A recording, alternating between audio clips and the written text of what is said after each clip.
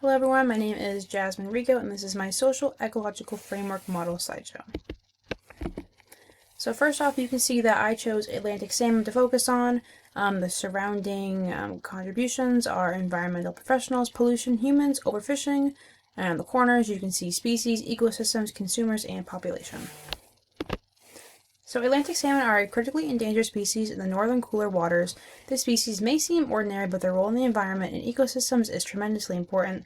Due to pollution, overfishing, human interactions, and lack of professional protection, this species is at risk of extinction and forever changing our ecosystems.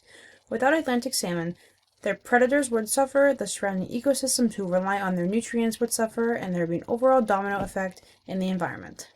According to the NOAA, due to the effect of industrial and agricultural development, including habitat destruction, dams, and historic overfishing, most populations native to New England were eradicated. Now, the only native populations of Atlantic salmon in the United States are found in Maine, which is where I live. So, environmental professionals play a role in Atlantic salmon's lives by being the worldwide protector. They are in charge of controlling, monitoring populations levels, and discovering ways to prevent extinction. These professionals are also aware of the effect of the ecosystem when Atlantic salmon do become extinct. They overall are the science behind the decline in numbers and can help prevent further environmental damage. The environmental professionals control/keep track of population levels and the different species who rely on Atlantic salmon. They also oversee the effect that pollution and overfishing have on the species. So overfishing is a huge reason for the sudden decline. Atlantic salmon population levels used to be steady and healthy. After years of hunting the species for their extremely tasty and nutritious contents, the levels have dropped greatly. Fishermen have depleted the species from overfishing, knowing Atlantic salmon sell for a lot of money overseas. So overfishing is caused by humans and should be controlled by environmental professionals. Situations like this could be prevented if both parties did better.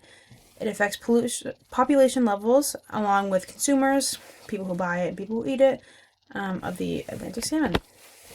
So pollution is another huge effect on Atlantic salmon's lives.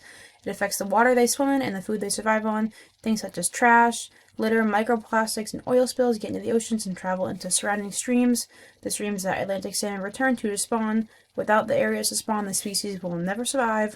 Atlantic salmon spend majority of their lives in salt water, which is one of the most polluted places.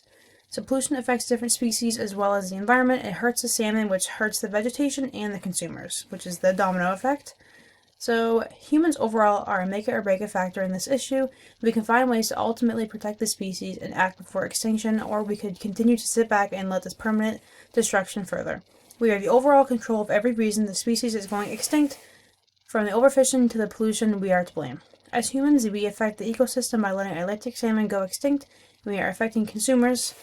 Humans are a consumer of the species, and we are only creating a bigger issue for ourselves. And references.